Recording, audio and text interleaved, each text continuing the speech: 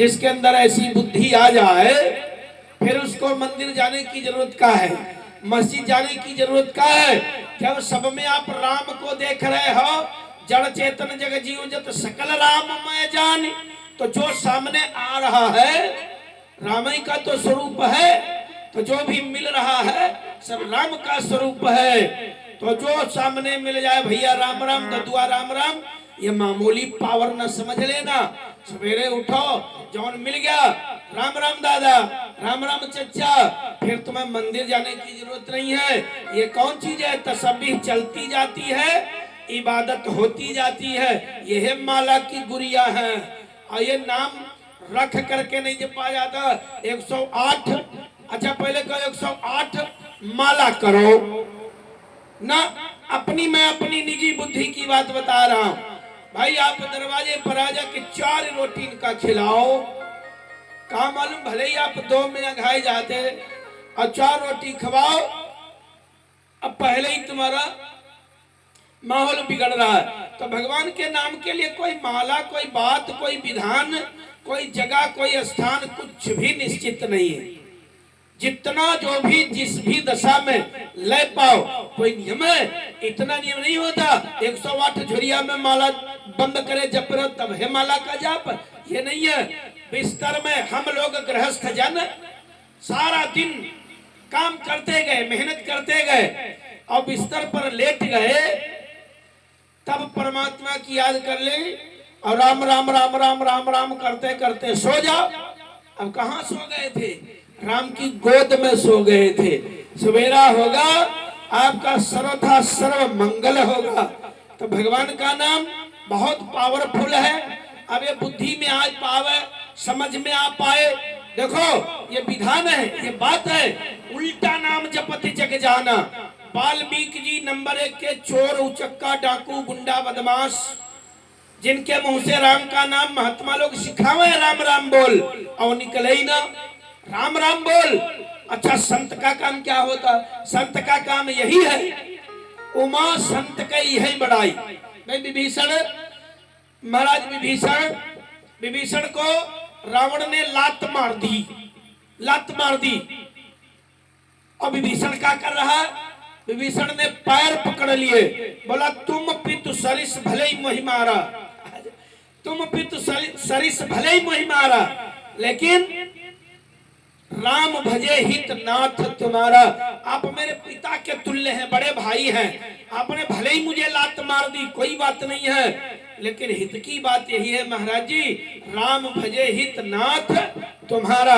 अब विभीषण की इतनी सिधाई पर, इतनी भलमनसी पर भोले बाबा अपने आप को रोक नहीं पाए। मैया पार्वती जी से बोलते, कहते उमा संत की यही बड़ाई, ऐ पार्वती जी संत की यही बड़ाई, मंद करत ते करत भलाई।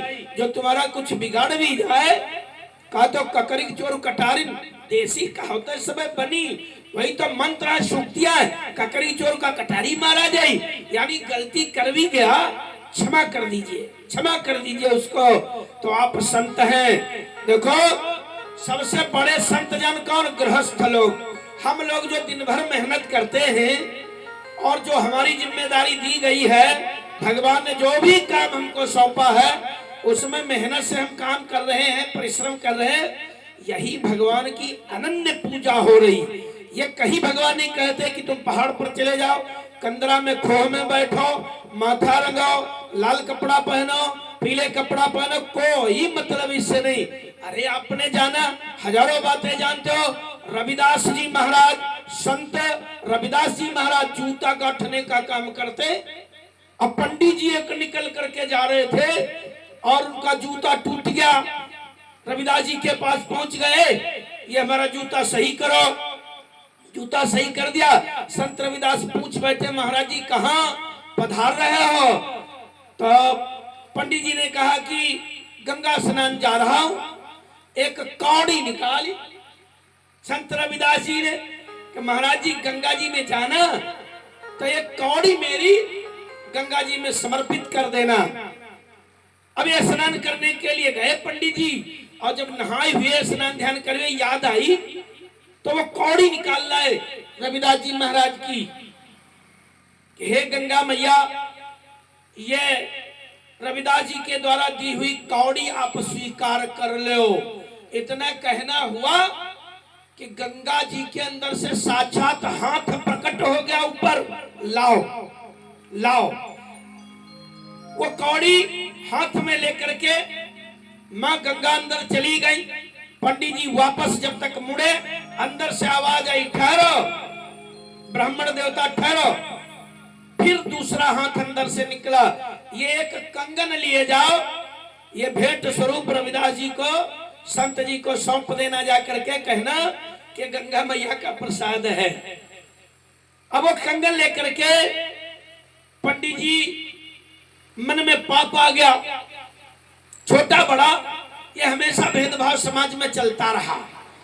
तो अब पंडित जी को मन में लालच आ गया इस बात का कि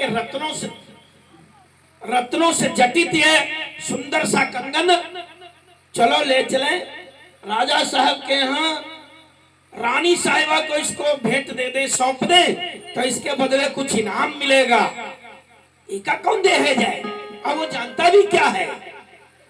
और ये कंगन लेकर के गए, रानी को दे दिया। अब पंडित जी चक्कर में पड़ गए, इनाम पाने के बजाय रानी अब क्या बोली। रानी ने कहा कि महाराज ये तो कंगन बहुत ही सुंदर है, दिव्य चमक है इसमें, तो एक हाथ में कंगन पहने, दूसरा हाथ खाली। पंडित जी से कहो कि दूसरा कंगन, एक और कंगन ले आओ। अब पंडित जी कहा ऐसे पाई गए रहे कंगन। अब पंडित जी को राजा ने कहा, बुलवाया, ए ब्राह्मण देवता, एक कंगन और चाहिए हमको। अब पंडित जी हाले कांपने लगे, कहीं का इनाम। पंडित जी रोने लगे, सच्ची बात उन्होंने बता दी, महाराज हमने बेईमानी करी थी, ये कंगन एक कौड़ी रविदास जी के द्वारा दी हुई, वो हमने माँ गंगा को समर्पित किया, वहां से मिला था। तो महाराज जी हमारे तीर तो कोई ज्ञान नहीं, ना कोई उपाय है, उन्हें के पास चलो तो हो सकता है कि कोई उपाय कर दे। राजा के साथ पंडित जी संत रविदास जी के पास में गए, वो अपना वही काम जूता बनाने वाला कर रहे थे।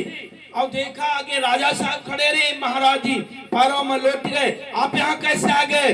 अरे महाराज क्या सेवा करें, क्या आदर करें आपका, या तो बैठने की जगह हमारे पास नहीं। राजा ने कहा कि भाई पंडित जी से परामर्श करो, पंडित जी की बात सुनो। तो पंडित जी ने कहा कि भैया जो कौड़ी दिए रहो हमने गंगा जी में चढ़ाई, वहां से कंगन मिला था, तो वो हमारे मन में बेईमानी आ गई, मैं चला गया महल में। तो महाराज ऐसा करो, एक कंगन और चाहिए राजा साहब को, इसलिए ये आए हैं, और कंगन चाहिए। अब संत जी तो कुछ ना जाने, तो संत जी ने, रविदास जी ने क्या किया, वो कठौती जो उनके पास रखी थी उसी में ध्यान लगाया गंगा मैया का कि हे गंगा मैया, मैं तो कुछ नहीं जानता ये मामला, और अगर ऐसा हो तो ये कंगन दो भाई का। आह, वही कठौती में गंगा जी कंगन लेकर के हाथ उठा दिया, लो कंगन ले जाओ, मन चंगा कठौती में गंगा। और मतलब इसका क्या है, इस कथा का, कथा तो बहुत चली अनेकों नाना प्रकार की। इसका अर्थ है कि हमारी मेहनत की, ईमानदारी की कमाई का 1 रुपया जितना माने रखता है, उतना बेईमानी का और इधर उधर का मक्कारी का पाया हुआ 1 लाख भी उतना माने नहीं रखता है। बेईमानी का धन बहुत जल्दी चला जाएगा, ईमानदारी वाला ही टिकता है। बोलो शंकर भगवान की जय हो। अच्छा, राम के नाम की बात भैया अभी बोल रहे, कलयुग की बात चल रही। ऐसा होता है, जो प्रसंग चलता वही बात दिमाग में आवे लगती, चाहे आपकी बात हो चाहे हमारी बात हो, सभी की बात होती।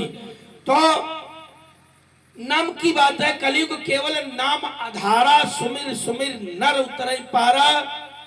और कौन इसको जानता है, जैसे हमने कहा कि भाई वाल्मीकि जी उल्टा उल्टा नाम बोले, क्यों, क्योंकि उस नाम के अंदर क्या तत्व है, उसका महत्व क्या है, उससे मिलता क्या है, कौन सी ताकत उससे मिलती है, आत्मबल कैसा मिलता, ये उनको कुछ नहीं मालूम वाल्मीकि जी को। तो अब राम राम निकले ही ना, मरा मरा बोले, मरा मरा मरा मरा मरा मरा मरा मरा, तो मरा मरा कहते कहते राम राम कहीं निकलने लगा और वो नकली राम नाम निकलता निकलता और असली इतना तत्व उससे उनको प्राप्त होने लगा कि उल्टा नाम जपते जग जाना बाल्मीकि भय ब्रह्म समाना। ब्रह्म समाना, ब्रह्म के समान नहीं हुई भय, ब्रह्म समाना, ब्रह्म में समाना, ब्रह्म में समाई गए वाल्मीकि जी। तो नाम का प्रभाव बहुत ही अमित है। कथाएं अनेक हैं, एक पुस्तक लेकर के अपने घर रख लो, नाना प्रकार की कथा भरी पड़ी है। बात यह है कि देखिए सबसे जरूरी तो बात यह है, अगर जैसे दवा आप लेते हैं और दवा लियो परहेज कर नहीं रहे हो तो फायदा नहीं हो पाएगा। दवा लियो परहेज नहीं, फायदा नहीं हुई है। भाई डॉक्टर साहब के पास जाओ और डॉक्टर साहब ने मना किया था ये चीज ना खाओ और तुम वहां खाओ, 3 दिन बाद आओ डॉक्टर साहब कह रहे क्या फायदा हुआ, कुछ नहीं फायदा हुआ। तो जब तक आप परहेज नहीं करेंगे तब तक दवा फायदा नहीं करेगी। दवा का मतलब क्या है, परहेज यहाँ क्या है, तो दवा तो राम का नाम ही है, सब कुछ सही करने वाला है। और राम का नाम राम राम राम राम, इसके लिए विधान ना बनाओ, जहां बोल पाओ जैसे बोल पाओ, धीरे धीरे आपके अंदर इतनी लय आ जाएगी। इतना सरल नहीं है, बोलोगे और धीरे धीरे बोलते बोलते न जाने दिमाग कहाँ चले लगी है, वो गन्ना नहीं कटा या नहीं बना, दिमाग अपने आप लग जाएगा इधर उधर ना। तो 100 की सीधी एक बात है, चाहे बहुत लोग नाराज भी हो जाते, नाराज नहीं होना चाहिए। कर्म खोटे तो ईश्वर के भजन गाने से क्या होगा, किया परहेज ना कुछ भी दवा खाने से क्या होगा। अगर कर्म खोटे बराबर कर रहे हो और भगवान का नामो संगम ले रहे हो, कहीं सदन कसाई जैसा उसका पिछले जन्म का पुण्य था तो वहां से जाकर के उसका उद्धार हो गया, हो सकता है, ये कह नहीं सकते। लेकिन कहां कहां लगी नाम बढ़ाई, राम न सके नाम गुण गाई। दुई भाई ये लिए बैठल वाहिनी, 2 लोग भाई भाई थे, यही कथा है, असली कथा सुनाता। 2 लोग भाई भाई, एक बड़ा कुमार्ग में चला गया और एक की बड़ी सद प्रवृत्ति, संत महात्माओं को ब्राह्मणों को देखे, भोजन कराए, दक्षिणा दे, सेवा करे। और एक जो था वो शराबी कुमार्गी, और लौट के जब आए शराब पीने वाला कुमार्गी वाला जब लौट के आए तो वो बड़े वाले भाई को गाली भी दे, अपशब्द भी बोले कि बड़े भगत हो, बहुत दान कर रहे हो, अभी देखेंगे ये करेंगे वो करेंगे। और छोटा होकर के कभी कभी बड़े पर हाथ भी उठा दे। लेकिन पहले ही हमने कहा उमा संत की यह बड़ाई, उसकी बातों ना माने, उल्टा उसके बारे में वो चिंतित होए कि भला बताओ आगे चल करके इसका क्या होगा। अब हमारे समझाने से समझता नहीं, बताने से मानता नहीं, आगे चलकर इसका क्या होगा। एक दिन संत जी आए और संतों में भी ओरिजिनल संत मिल गए, दंडी सन्यासी महाराज जी। अब ये ऐसे, अब हम अपनी जुबान से नहीं बोलेंगे, असली नकली का तो भेद है सब, लेकिन हम जिस भाव से संत का सम्मान करते हैं उस भाव का हमें फल प्राप्त होगा। और वो क्या करता है अपना वो जाने, उसका काम जाने। तो संत जी उनके घर में आए हुए थे, बड़े भाई के घर में, कमरा नीचे बड़े भाई का, ऊपर छोटा वाला भाई। अब इन्होंने क्या किया, संतों को भोजन कराया, भोजन इत्यादि करवाई करके सेवा कर रहे थे, दक्षिणा दिया, बेना चमर डुलावे, जब तक वो छोटा वाला आ गया, उल्टी सीधी बोलने लगा, वही उसका रोज का ढर्रा।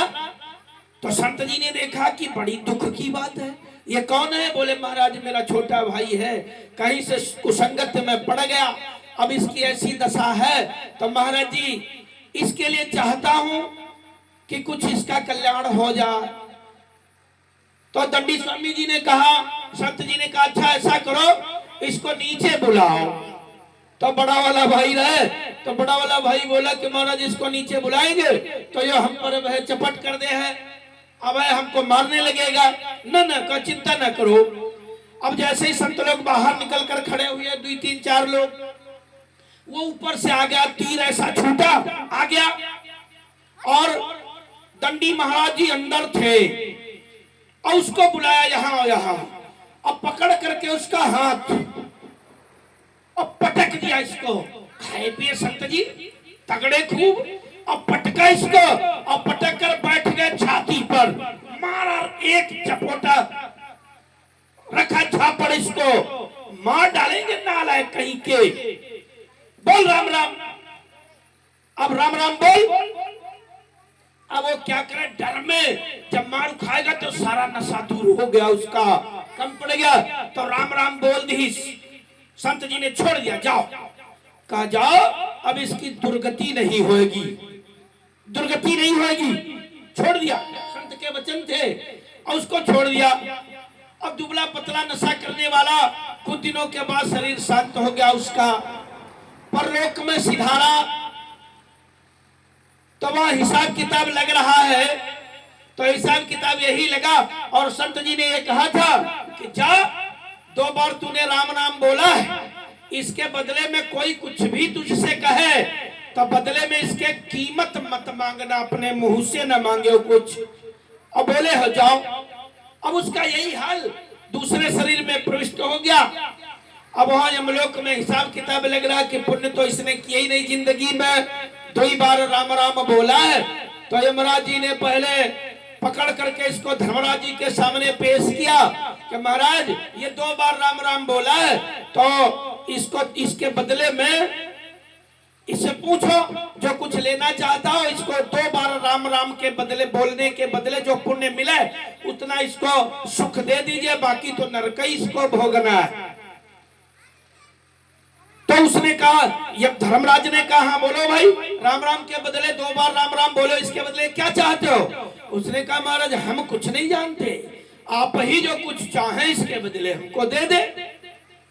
अब धर्मराज जी राम राम के बदले क्या दे दे, राम बोलने के कितनी कीमत लगा दे राम राम बोलने की। अब ये तो इनके बस की बात नहीं थी, ये तो गड़बड़ हो गई कि बोले अब ये तो हमसे फैसला नहीं हो पाएगा, चलो इसको लेकर के ब्रह्मा जी के पास चलते हैं। ब्रह्मा जी के पास में गए, महाराज इसने 2 बार राम राम जिंदगी में बोला है और मांग कुछ रहा नहीं अपने मन से, इसके बदले हमें ये दे दो, महल दे दो, अटारी दे दो, खजाना दे दो, गाड़ी दे दो, ये कुछ नहीं मांगता है और कहता है कि अपने आप से जो आप देना चाहें वो दे दे। तो महाराज हम तो कहीं जाने नहीं राम के नाम की कीमत क्या होती है, आप बता दीजिए जो कुछ हो अब वो इसको दे दिया जाए। अब ब्रह्मा जी भी अपने सारे वेद पढ़ करके आघाई गए। उन्होंने कहा भाई ये तो हम सारी बात समझ पाए, लेकिन राम के नाम की कीमत क्या लगा दे, ये हमारे बस की बात नहीं है। तो फिर कहा ऐसा करो, विष्णु भगवान के पास चलो, वो जरूर जानते होंगे, उन्हीं के विविध अवतार होते। भगवान विष्णु के पास में पहुंच गए, उसको साथ में लिए। अब खुशामद करें, कुछ मांगो, मांग लो, अपने मुंह से जो बोल दे उसको गुरुजी ने सिखाया, संत की वाणी, अपने मुंह से न मांगना कुछ। तो कहता महाराज हम कुछ नहीं मांगेंगे, आप जो कुछ देना चाहे दे दे। अब विष्णु भगवान भी झंझट में, तो कहे ऐसा करो, ये नहीं समझ में पड़ेगा, भोले बाबा के पास चलो, वो राम का नाम हरदम जपा करते हैं, राम राम जपा करते, वो इष्ट है उनके। तो भोले बाबा के पास में चले गए। तो भोले बाबा के पास गए, भोले बाबा ने कहा महाराज आगमन, अरे आगमन नहीं कहा, पहली पड़ गई, ये 2 बार जिंदगी में राम राम बोला है केवल, और इसके बदले में मांगता कुछ है नहीं। और महाराज कहता कि आप जो कुछ देना चाहो दे दो। तो राम राम 2 बार राम राम, केवल 2 बार राम राम बोलने के बदले इसको क्या दे दे। अब भोले बाबा ने कहा जपते तो हम खूब हैं, रात दिन ध्यान लगाते हैं, लेकिन कीमत हम भी नहीं जानते कि राम राम बोलने की कीमत क्या देंगे। तो कहा अब झंझट में ज्यादा पड़ो ना, राम जी के ही पास में चलो, जिनका है नाम उन्हीं से पूछ ले चल करके, काहे झंझट में पड़ोगे। अब ये दौड़ करके आ गए, भगवान राम के दरबार में पहुंचे।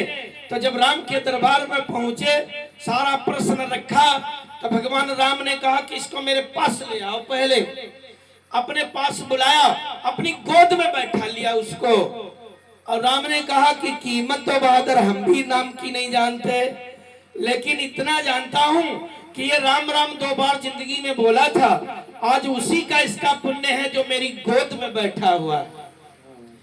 तो राम के नाम का महत्व मामूली ना समझो।